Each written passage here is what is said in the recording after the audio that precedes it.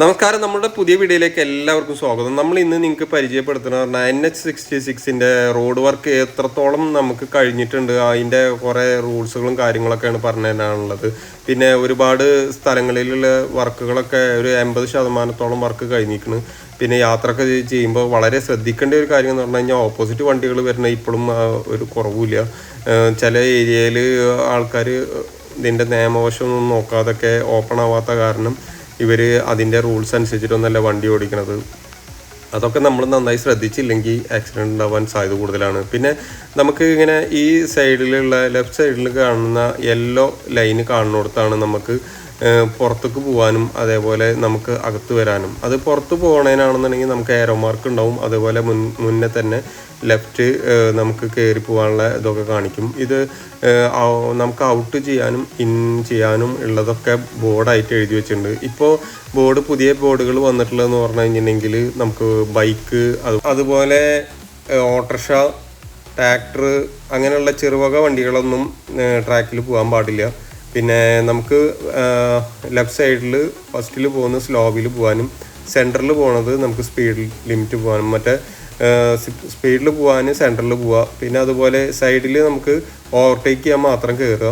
അത് അല്ലാത്ത സമയത്ത് ആംബുലൻസ് അങ്ങനെയുള്ള വണ്ടികൾക്ക് പോകാൻ വേണ്ടിയിട്ടാണ്. അപ്പോൾ നടുവിൽ കൂടെയാണ് നമ്മൾ കൂടുതലും യാത്ര ചെയ്യേണ്ടത്. പിന്നെ ഈ യെല്ലോ മാർക്ക് കണ്ടില്ലേ, ഇത് കണ്ടുകൊടുത്ത് നമുക്കിങ്ങനെ ഏരോ മാർക്ക് കാണിക്കും. അത് നമുക്ക് ഔട്ടറാണ്. നമുക്ക് പുറത്ത് പോകാനാണെങ്കിൽ അവിടെ പുറത്തേക്ക് ഇത് ഇൻ ചെയ്യാനുള്ള ഭാഗമാണ്. അത് കാരണം നമുക്ക് അവിടെ കയറാൻ പറ്റില്ല. അപ്പം അങ്ങനെയൊക്കെയാണ് ഇതിൻ്റെ അവസ്ഥ. അപ്പോൾ എന്തായാലും നമുക്ക് കുറ്റിപ്പുറം വരെ റോഡ് കണ്ടുവരാം. അതിൻ്റെ ഇടയിലുള്ള കാര്യങ്ങളൊക്കെ ഞാൻ പറഞ്ഞു തരാം.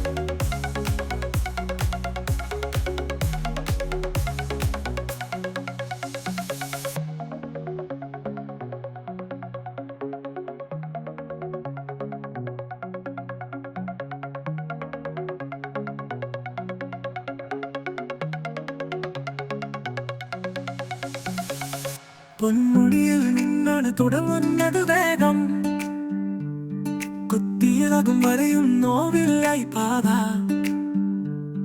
ഇടുങ്ങിയ വഴികൾക്ക് വീതിയേകാം കാലം, പക്കം ജോൽസോസിന്റെ മണ്ണിൽ തീർത്ത ശില്പം. റോഡിൽ സഞ്ചരിക്കാം, സംസാരമില്ലതാനും ഹൃദയപുൽകിതം. കേരളത്തിൻ അഭിമാന പാതയാണിവൾ, ഏകാമാനം പാട്ടാണ് ഈ വഴികൾ.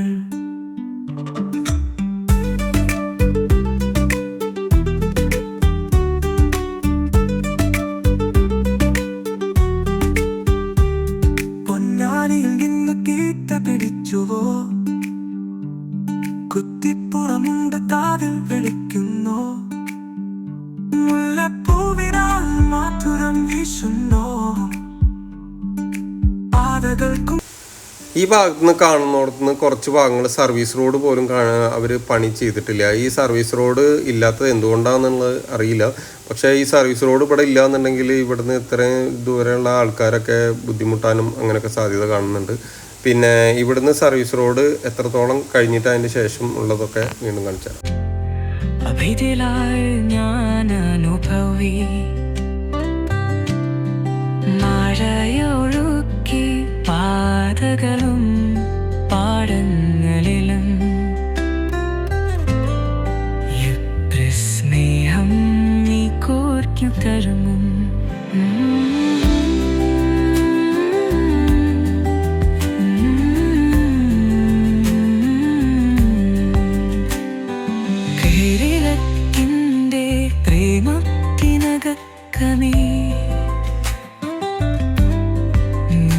ജന കൊണ്ടു നാത്രം വിശ്രീതോ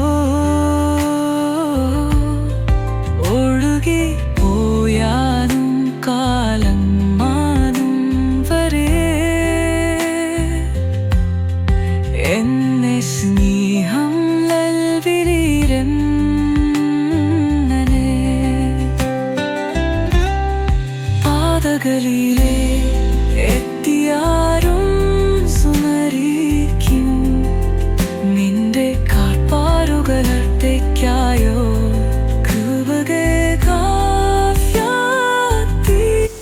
ഈ ഭാഗത്ത് കുറച്ച് ഭാഗങ്ങളായിട്ട് സർവീസ് റോഡ് വീണ്ടും സ്റ്റാർട്ട് ചെയ്യുന്നുണ്ട്. അത് നമുക്ക് ഈ പല സ്ഥലങ്ങൾക്കും കയറി പോകാനും ഒക്കെയാണ് ഇവിടെ ഈ സർവീസ് റോഡ് സ്റ്റാർട്ട് ചെയ്തിട്ടുള്ളത്. പിന്നെ സിഗ്നലും കാര്യങ്ങളൊക്കെ അവർ എല്ലാതും എത്തി തുടങ്ങി. അതുപോലെ സ്ട്രീറ്റ് ലൈറ്റ് കാര്യങ്ങളൊക്കെ തുടങ്ങിയിട്ടുണ്ട്. പിന്നെ മറ്റുള്ള കാര്യങ്ങളൊക്കെ ഇതേപോലെ പൂർത്തിയായിക്കൊണ്ടിരിക്കുകയാണ്. എന്തായാലും അധികം വൈകാതെ തന്നെ ഇത് ഓപ്പൺ ആവും എന്നുള്ള പ്രതീക്ഷയായിരിക്കുന്നു.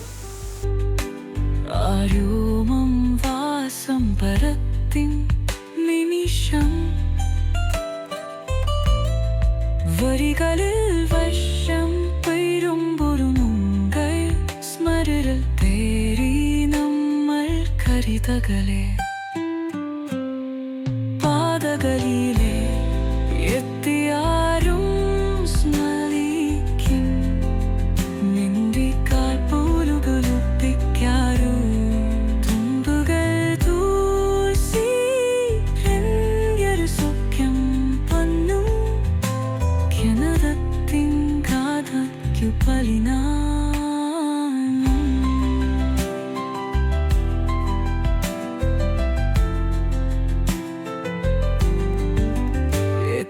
കാലം കഴിഞ്ഞാലും പതിവായി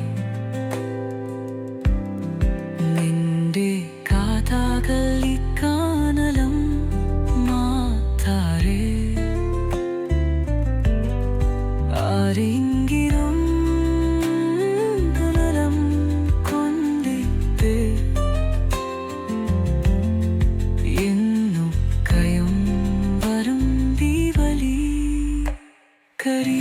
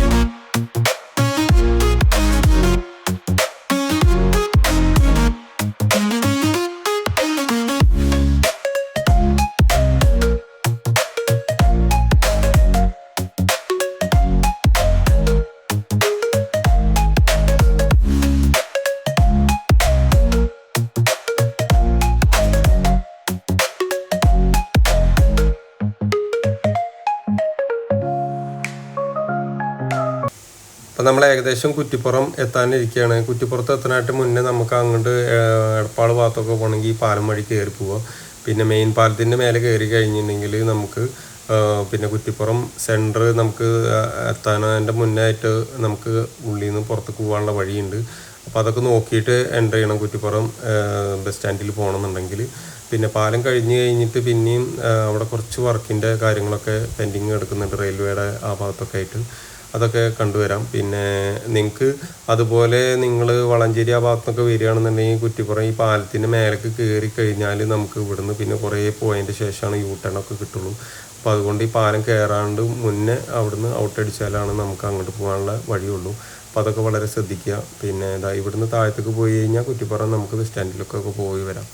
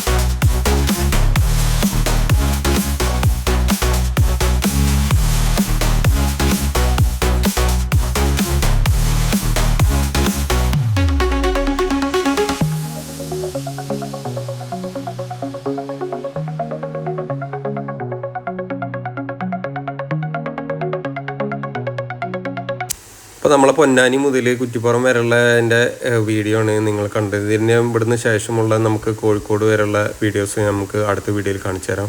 അപ്പോൾ ഈ വീഡിയോ ഇഷ്ടപ്പെട്ടെന്ന് വിചാരിക്കുന്നു. ഇതുപോലെയുള്ള നല്ല നല്ല വീഡിയോകളുമായിട്ട് ഞാൻ ഇനിയും വരാം. നിങ്ങളുടെ സ്വന്തം റാഷിദ് ഫർദാൻ. ബൈ.